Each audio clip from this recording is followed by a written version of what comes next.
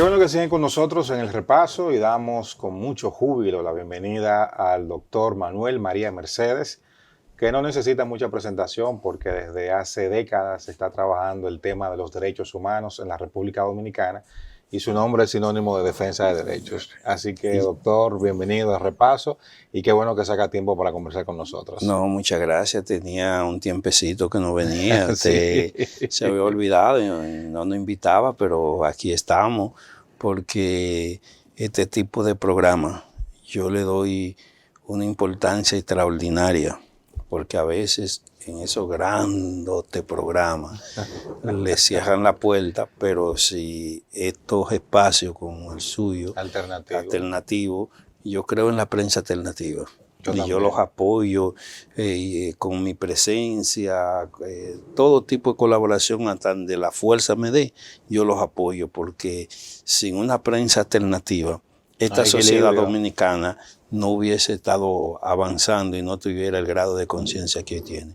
Muchos la usan para mal, pero programas como estos que es para bien, para difundir, para que la gente... Entonces, aquí estamos para tratar los temas que usted considere de lugar. Muchísimas gracias, doctor. Bueno, tenemos que comenzar con un tema que ha generado mucho debate, preocupación e indignación en la sociedad dominicana. Y ese es relacionado con el accionar policial. Precisamente el Congreso comenzó esta semana los pasos para aprobar la ley de reforma policial. ¿Qué le parece esta aprobación? ¿Qué le parece esta ley? ¿Y qué le parece el momento en que todo esto ocurre? Mire, la ley, el proyecto de ley tiene cosas interesantes e importantes. Ahora, ¿qué es lo que uno dice que eso es una ofensa a la sociedad, lo que ha hecho la Cámara del Senado? ¿Por qué?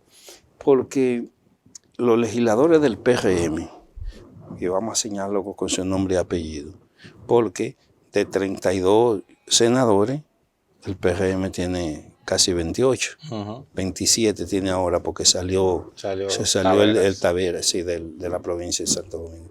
Entonces, ¿qué resulta?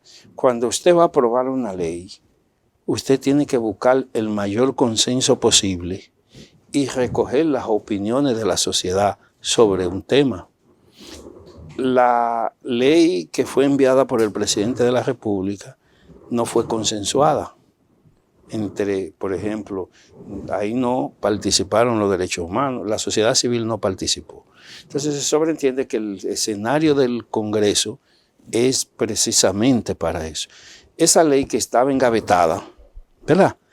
De buenas a primeras sucede un hecho que ha conmovido a la opinión pública nacional, como el joven de Guajimía, y eso le puso la palma al tope. Entonces ellos vienen de la noche a la mañana, y esa es la indignación de la población, y una lectura rápida, 300 y pico de artículos, y ya aprueban en primera lectura. Pero pienso que estaban convocados para hoy o para mañana, cuando hay una legislatura que ya está finalizando, creo que le quedan como 8 días.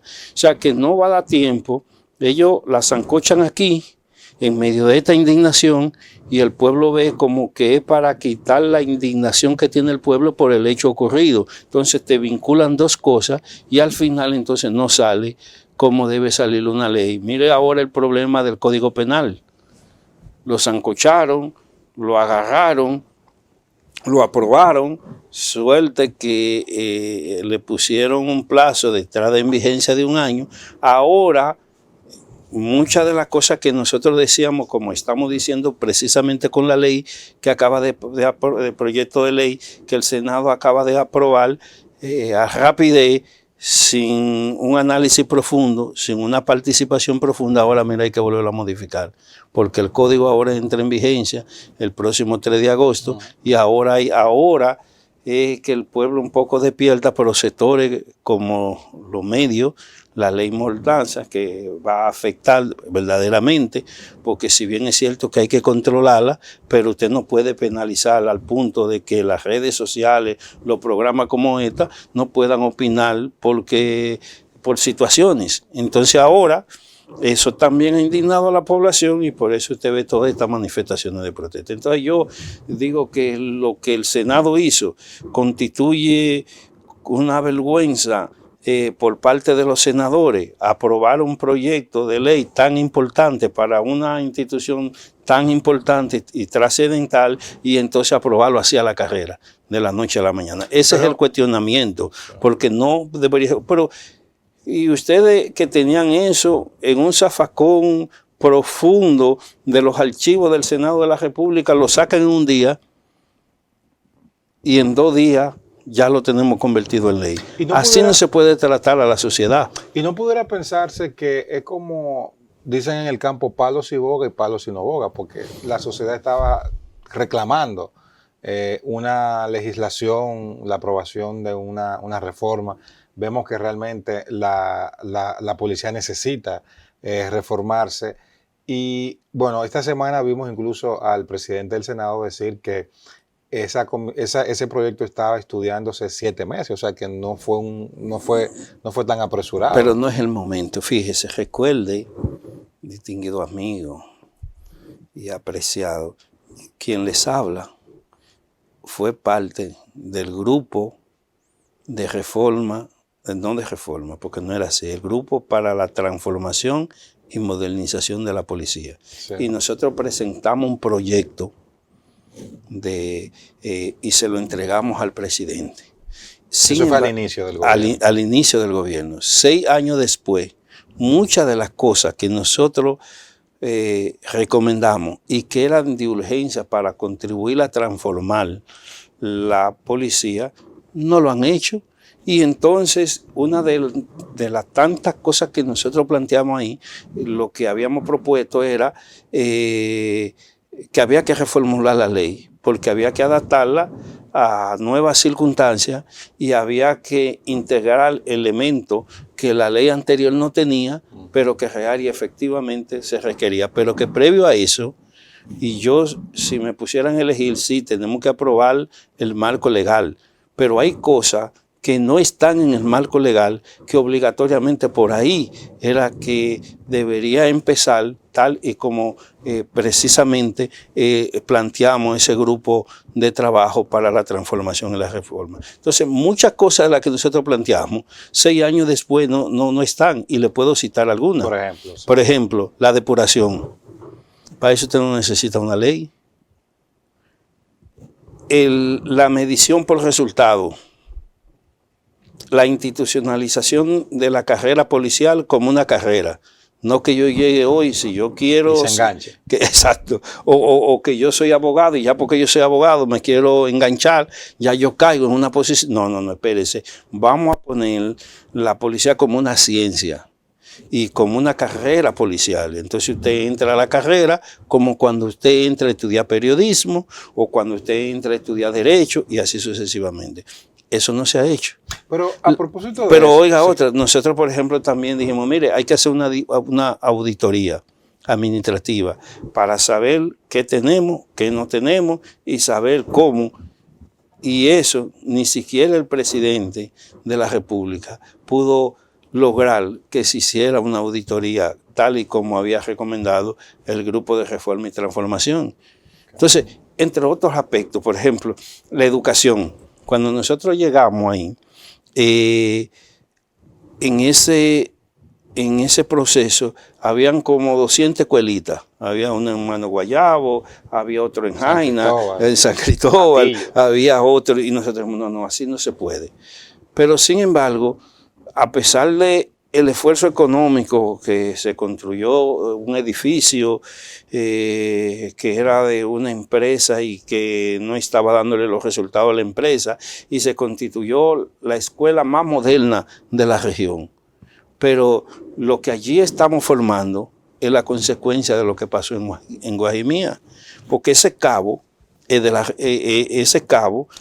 del 20 para acá. Del 20 para acá. Entonces, ¿qué le indica a usted? que uno de los elementos fundamentales que hay que tomarlo en una policía, en la policía que nosotros queremos, que la policía que nosotros queremos como derechos humanos es una policía que sea una policía comunitaria, es decir, que sea para la comunidad y que conviva con la gente.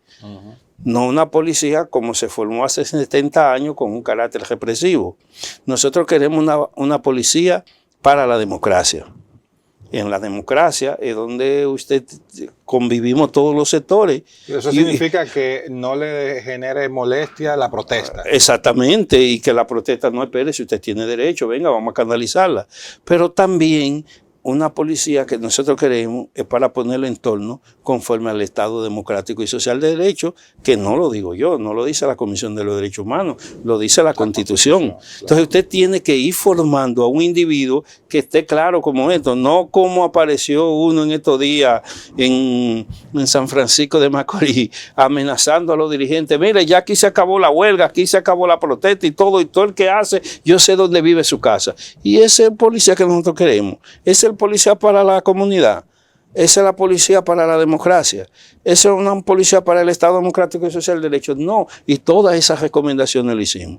No nos han escuchado, ahí están las consecuencias. Nosotros soñábamos también, y se lo dijimos al nuevo director cuando llegó, mire, usted tiene un gran desafío, que es parar las ejecuciones extrajudiciales. No, yo debo corregirme, porque nosotros también hemos estado hablando de ejecuciones extrajudiciales. No, es que no pueden haber ejecuciones extrajudiciales porque aquí no existe la pena de muerte. Y para cuando hablamos extrajudiciales, hay algunas que son judiciales. Exactamente, y no puede ser. Hay que decir, quitarle eso de extra.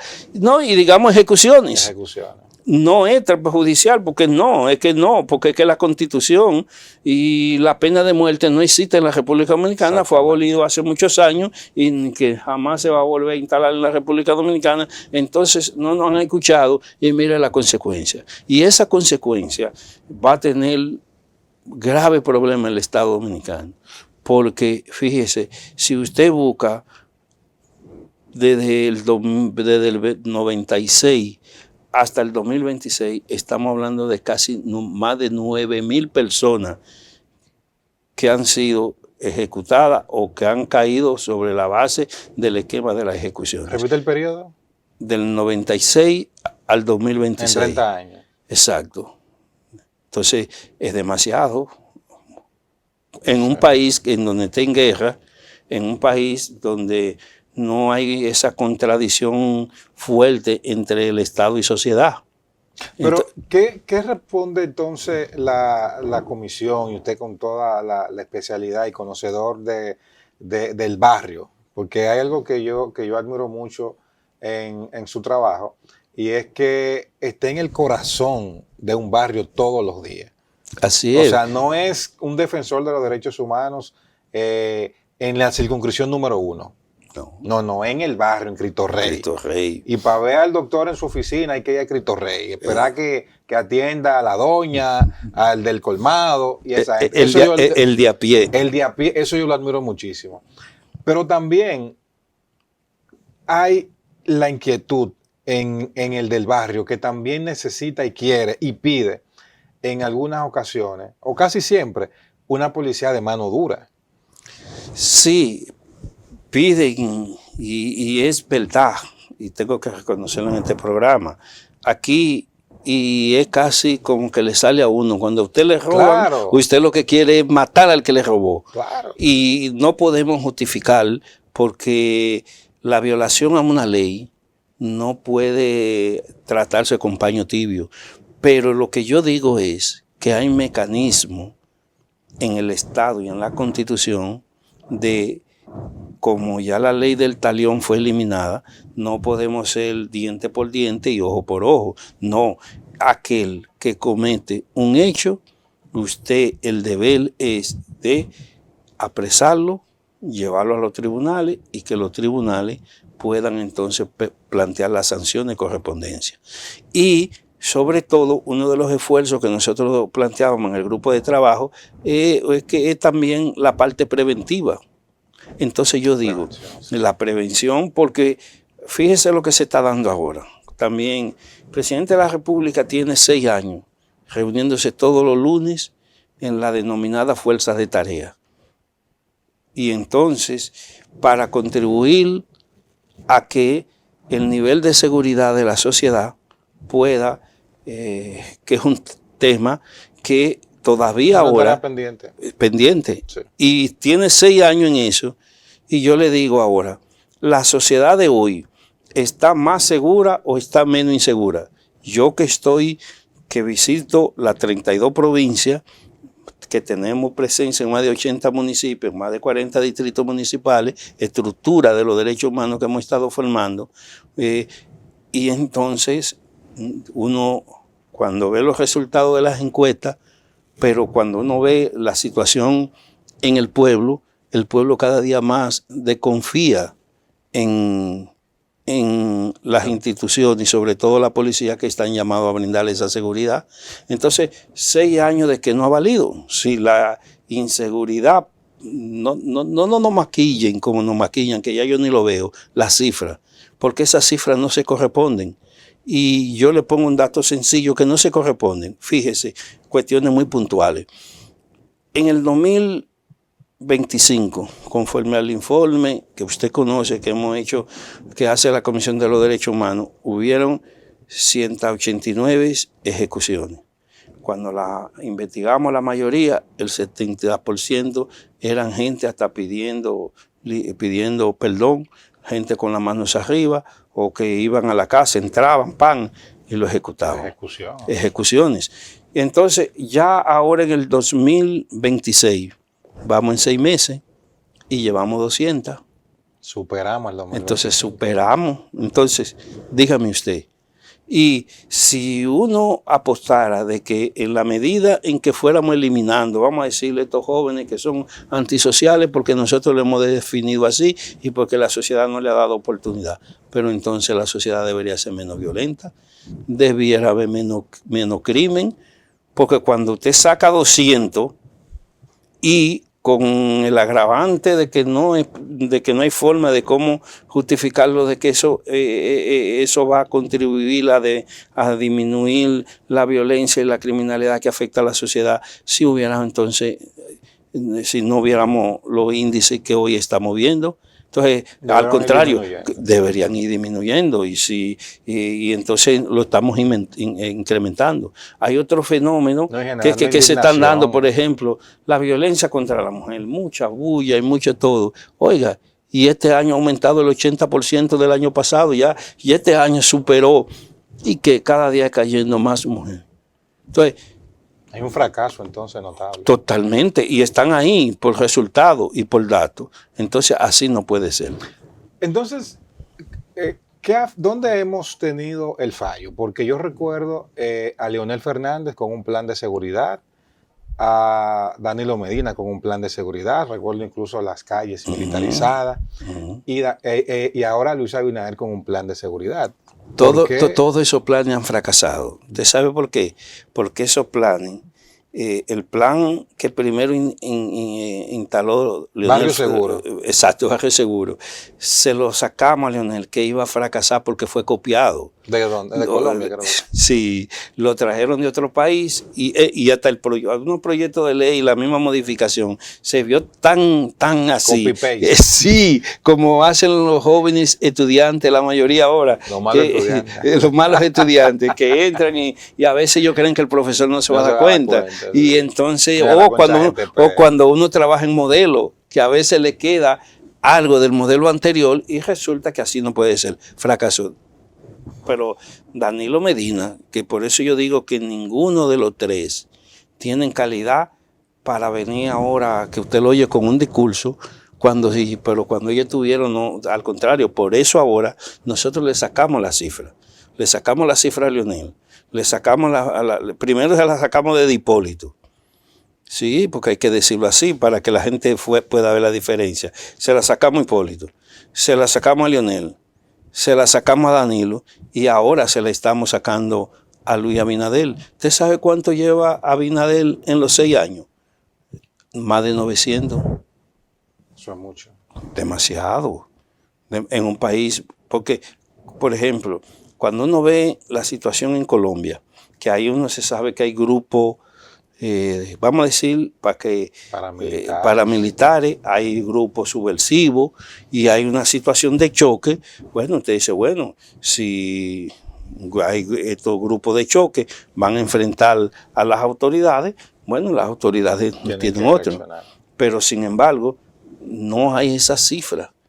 Ni siquiera en los países que están en guerra hay esa cantidad de cifras, porque si yo le digo a la gente, vaya y busque a Ucrania y a la Unión Soviética y es verdad que han muerto muchos, pero usted no ve una cifra como la que nosotros estamos dando, y eso debe llamar a la conciencia del pueblo dominicano. Casi estamos terminando, pero me gustaría saber el flagelo del sentimiento de desprotección que tenemos mucho en la sociedad, porque por un lado no creo que mucha gente se sienta seguro, y es un reto que tiene la autoridad.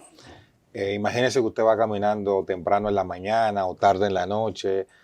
No creo que usted se sienta seguro si un policía se le acerca.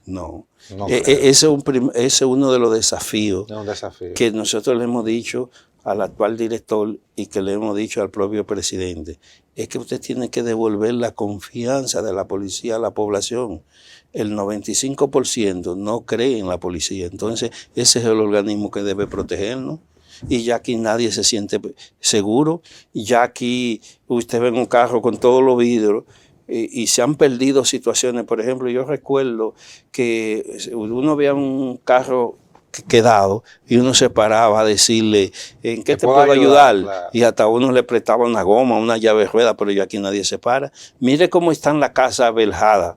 Ya que hay negocio, que hay negocio que usted va a comprar un pan y mediante vela, usted le pide y él está allá. O sea, la sociedad dominicana se siente insegura y verdaderamente está insegura, porque fíjese ese joven de Guajimía, un crimen que nosotros repudiamos y que eso no puede seguir sucediendo, solamente porque se paró a decirle a un policía, mire, ese vehículo es mío, ese motor es mío, si usted quiere lléveselo, ¡pum! Pero ¿qué le parece la frialdad? No solamente de la gente que disparó, sino de los compañeros que estaban ahí. Peor todavía. O sea, ellos se quedaron como que no, todos, como que no había pasado nada. Porque se está perdiendo la parte humana.